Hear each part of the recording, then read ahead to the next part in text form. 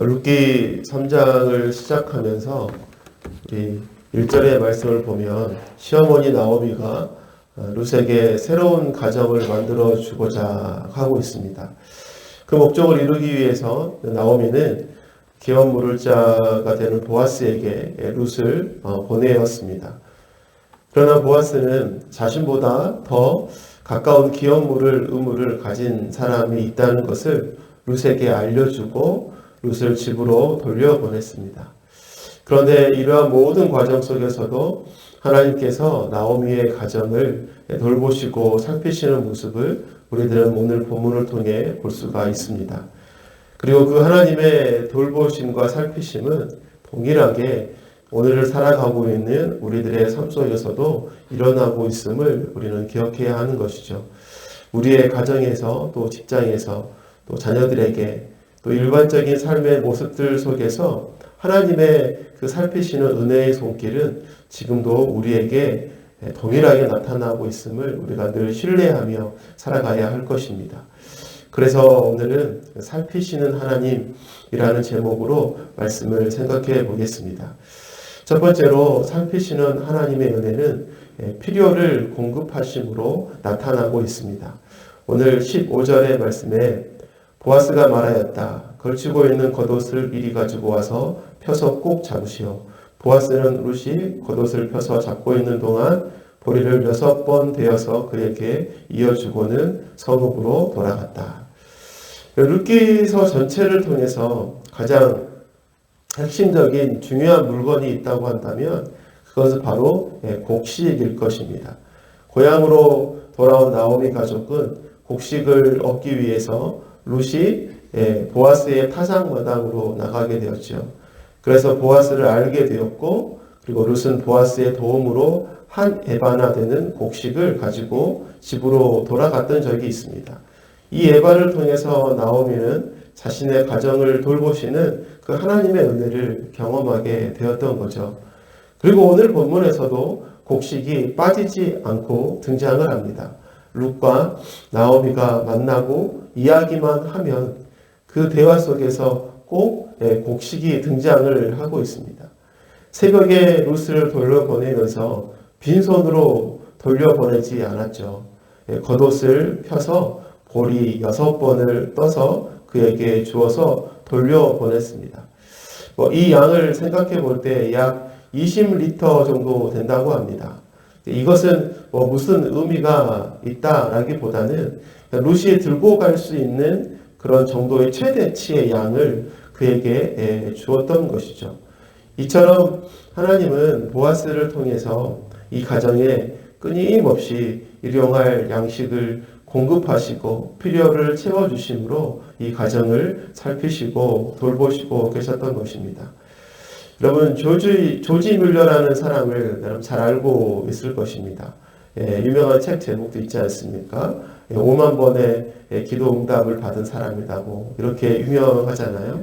그가 30세가 되었을 때 영국에서 고아원을 시작했었습니다.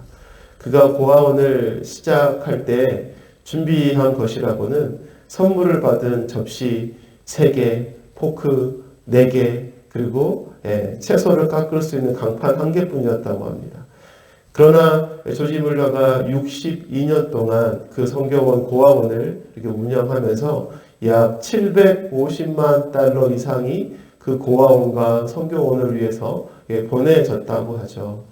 그러나 조지 뮬러는 단 한 번도 또 한 푼이라도 또 남에게 도움을 호소하며 부탁하여 얻은 돈이 한 푼도 없었다는 것입니다. 다 하나님께서 다 채워주시는 은혜를 누렸다. 기도하면 다 공급하시는 그 하나님의 은혜를 누렸다라고 고백하는 것을 우리는 볼 수 있는 것이죠. 사랑하는 성도 여러분, 하나님은 우리의 필요를 다 알고 계십니다.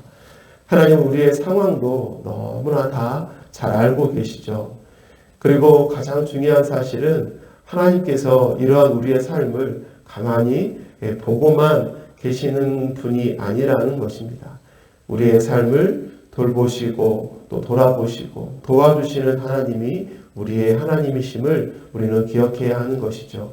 예배의 감격으로 또 말씀의 은혜로 우리들의 삶을 채우시고 또 우리의 영혼을 부요하게 하시는 것뿐만 아니라 여러분 나오미의 가정에 시시때때로 곡식을 공급해 주셨던 것처럼 우리의 삶에 필요한 것들을 시시때때로 공급해 주시는 하나님, 우리를 돌보시는 하나님이심을 우리가 늘 기억하며 오늘 살아가는 우리가 되시기를 바랍니다. 둘째로 살피시는 그 하나님의 은혜는 절망을 희망으로 바꾸심을 통해서 나타나고 있습니다. 오늘 18절의 말씀이었습니다. 그러나 시어머니가 일렀다. 얘야, 일이 어떻게 될지 확실해질 때까지 너는 가만히 기다리고 있거라. 아마 그 사람은 지금쯤 가만히 있지 않을 거다.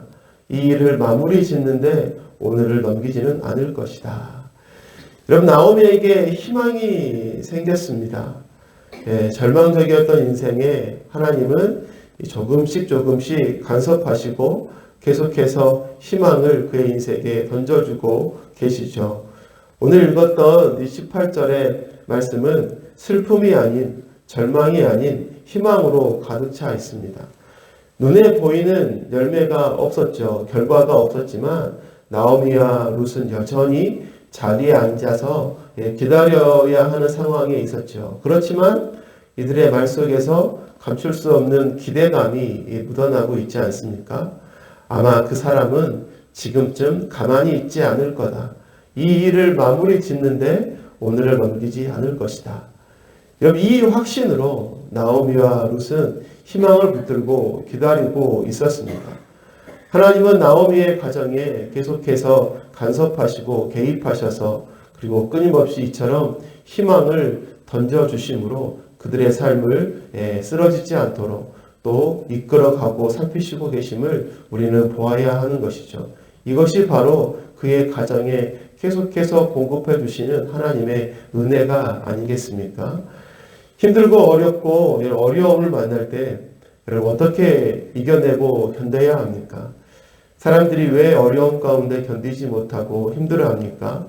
그것은 아마도 희망이 안 보이기 때문이죠.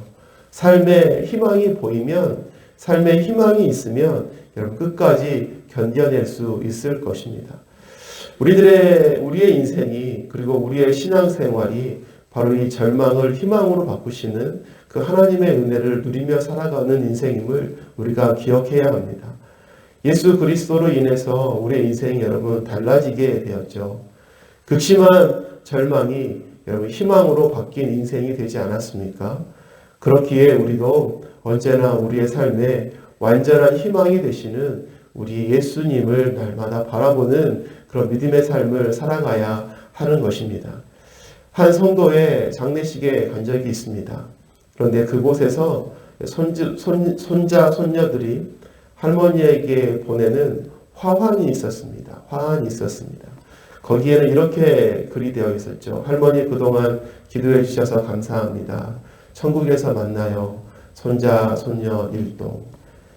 이것이 우리가 묻는 그 기독교 신앙의 핵심이 아니겠습니까?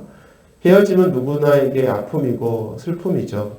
그러나 우리는 그 가운데 희망을 바라보는 사람들인 것입니다. 바로 예수 그리스도를 통한 희망인 것이죠. 하나님께서 주시는 희망입니다. 여러분 이 희망이 우리들을 다시금 살게 하고 또 위로하는 것이죠. 하나님께서 우리의 인생을 살피시며 생각하심은 바로 이처럼 우리의 인생을 절망의 속에서도 희망으로 바꾸시는 그 은혜를 통해서 나타나고 있는 것입니다. 우리의 삶 가운데 희망을 부어주심으로 또 우리의 삶을 살피시는 그 주님의 은혜를 확신하면서 오늘도 살아가시는 저와 여러분의 삶이 되시기를 소망합니다. 말씀을 맺겠습니다. 오늘은 살피시는 하나님이라는 제목으로 말씀을 생각했습니다. 우리의 삶을 살피시는 하나님의 은혜는 우리의 삶의 필요를 채우심을 통해서 나타난다고 했습니다. 뿐만 아니라 우리의 삶의 절망을 희망으로 바꾸시는 그 은혜를 통해서 나타난다고 했습니다. 이처럼 우리의 삶을 살피시는 그 하나님의 은혜를 매 순간 누리며 살아가시는 오늘 하루의 삶이 되시기를 간절히 소망합니다.